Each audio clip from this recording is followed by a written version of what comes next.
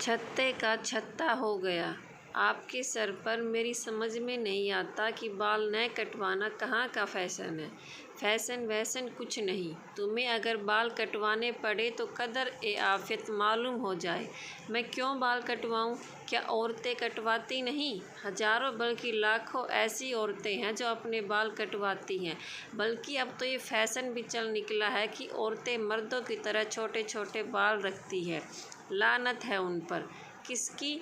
खुदा की। और किसकी? बात तो औरत की जीनत है। समझ में नहीं आता कि ये औरतें क्यों अपने बाल मर्दों की मानिंद बनवा लेती हैं, फिर पतलूनें पहनती हैं। न रहे इनका वजूद दुनिया के तख्ते पर। वजूद तो खैर आपकी इस बद्दुआ में उन नेक बख्श औरतों का दुनिया के इस तख्ते से किसी हालत में भी गायब नहीं होगा।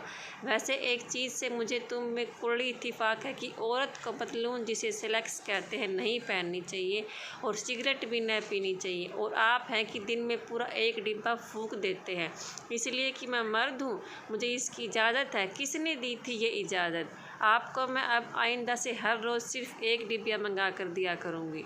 और वो जो तुम्हारी सहेलियाँ आती हैं उनको सिगरेट कहाँ से मिलेंगे? वो कब पीती हैं?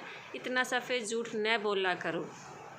उनमें से जब भी कोई आती है तुम मेरा सिगरेट का डिब्बा उठाकर अंदर ले जाती हो, साथ ही माचिस भी। आखिर मुझे आवाज़ देकर तुम्हें बुलाना पड़ता है और मेरा डिब्बा मुझे वापस मिलता है। उसमें से 5-6 सिगरेट गायब होते हैं। 5-6 सिगरेट झूठ तो आप बोल रहे हो। वो तो बेचारियाँ मुश्किल से एक सिगरेट पीने में उन्हें मुश्किल क्या महसूस होती है। मैं आपसे बहस करना नहीं चाहती। आपको तो और कोई काम ही नहीं सिवाय बहस करने के। हज़ारों काम है। तुम कौन से हल चलाती हो? सारा दिन पड़ी सोई रहती हो। जी हाँ, आप तो 24 घंटे जागते हो और वजीफ़ा करते रहते हो। वजीफ़े की बात गलत है। अलबत्ता मैं ये कह सकता हूँ कि मैं सिर्फ रात को 6 घंटे सोता हूँ और दिन में कभी भी आंखें बंद करके नहीं देखता। 3-4 घंटे लेटा रहता हूँ कि इससे आदमी को बहुत आराम मिलता है, सारी थकान दूर हो जाती है। ये थकान कहाँ से पैदा होती है? आप कौन सी मज़दूरी करते हैं?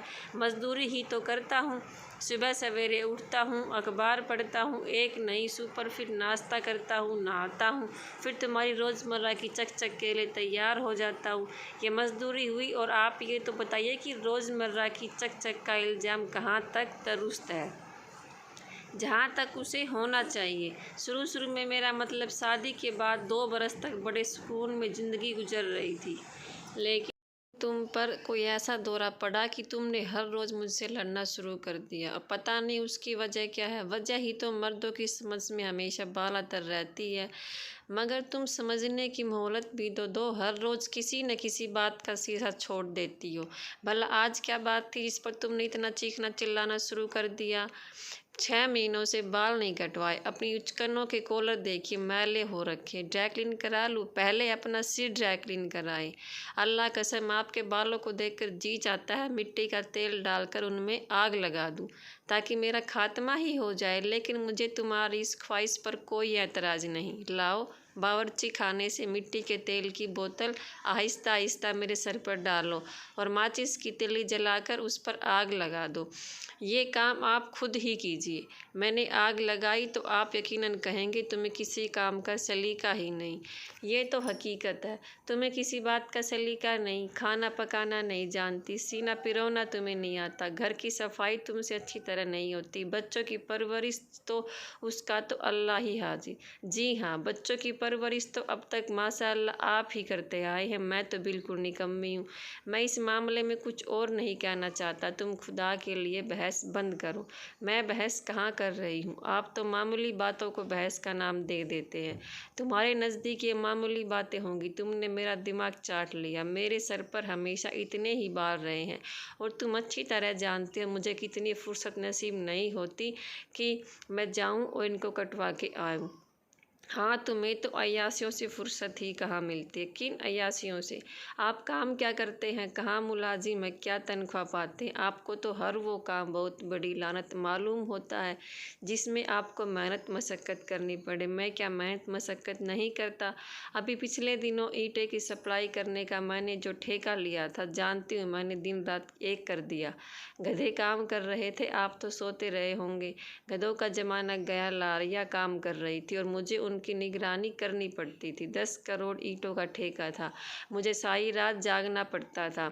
मैं मान ही नहीं सकती कि आप एक रात भी जागे होंगे। अब इसका क्या इलाज है कि तुमने मेरी इस गलती राय का कायम कर ली, और मैं जानता हूँ कि तुम 1000 सबूत देने पर भी मुझ पर यकीन नहीं करोगी। मेरा यकीन आप पर से अरसा हुआ उठ गया है। आप परले दर्जे के झूठे हैं। बुहात 83 में तुम्हें हम पला और कोई औरत नहीं सह सकती। मैंने अपनी ज़िंदगी में कभी झूठ नहीं बोला। ठहरिए, परसों आपने मुझसे कहा कि आप किसी दोस्त के यहाँ गए थे, लेकिन जब शाम को आपने थोड़ी सी पी तो चेक चेक कर मुझे बताया कि आप एक एक्ट्रेस से मिलकर आए हैं। वो एक्ट्रेस भी तो अपनी दोस्त है, दुश्मन ही तो नहीं। मेरा मतलब है दोस्त की बीवी। तो की बीवियाँ उमन होती हैं, एक्ट्रेस होती है तवाइफ। इसमें मेरा क्या कसूर? कसूर तो मेरा है। वो कैसे? ऐसे कि मैंने आपसे शादी कर ली। ना मैं एक्ट्रेस हूँ ना तवाइफ। मुझे एक्ट्रेसों और तवाइफों से कोई मतलब नहीं। मुझे इनसे सख्त नफरत है, जिन पर कोई भी चंद हरूफ या लंबी चौड़ी बात लिख कर मिट सकता है। तो उस रोज़ आपके उस एक्ट्रेस के पास गए, मेरे दोस्तों ने बुलाया, मैं चला गया। उसने एक एक्ट्रेस से जो पहले 4 शादियाँ कर चुकी थी, नया नया ब्याह रचाया था। मुझे इससे कोई जानकारी नहीं थी। 4 शादियों के बाद भी वो खासी जवान दिखाई देती थी, बल्कि मैं तो कहूँगा कि वो आम कुंवारी जवान लड़कियों के मुकाबले अच्छी थी। वो एक्ट्रेस किस तरह खुद को चुस्त और जवान रखते हैं, मुझे इसके बारे में कोई जानकारी नहीं है। बस इतना सुना है कि वो अपने शरीर की हिफाजत करती है। मैंने तो सुना है कि बड़ी ही अव्वल दर्जे की ख़्वाहिश होती है।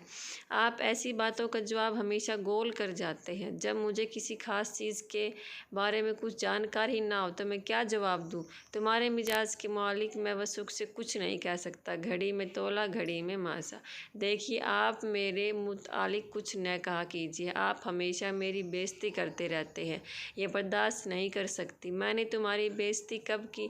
ये बेइज्जती नहीं कि 15 वर्षों में आप मेरा मिजाज नहीं जान सके। इसका मतलब ये हुआ कि मैं कमबख्त हूँ और पागल हूँ, जाहिल हूँ, उजड़ू हूँ। ये तो खैर तुम नहीं जानते, लेकिन तुम्हें समझना बहुत मुश्किल है। अभी तक मेरी समझ में नहीं आया कि तुमने मेरे बालों की बात कहाँ से शुरू की और कहाँ पे ख़त्म करोगी। ख़ास बात क्या होगी? बस आप ये सिर्फ यही कहना चाहते हैं कि बाल इतने बढ़ गए हैं, कटवा दीजिए। इल्ज़ाम की दुकान यहाँ से कितनी दूर है?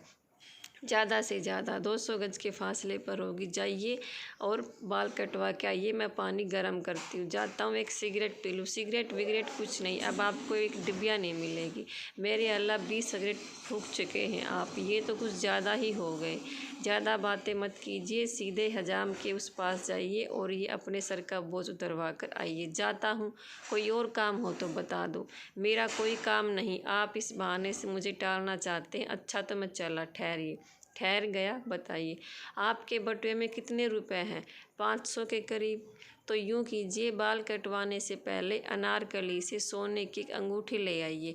आज मेरी एक सहेली की सालगिरह है, 2-2.5 लाख की होनी चाहिए। मेरी तो वही अनारकली है। मैं हिजामत हो जाएगी। मैं जाता हूँ।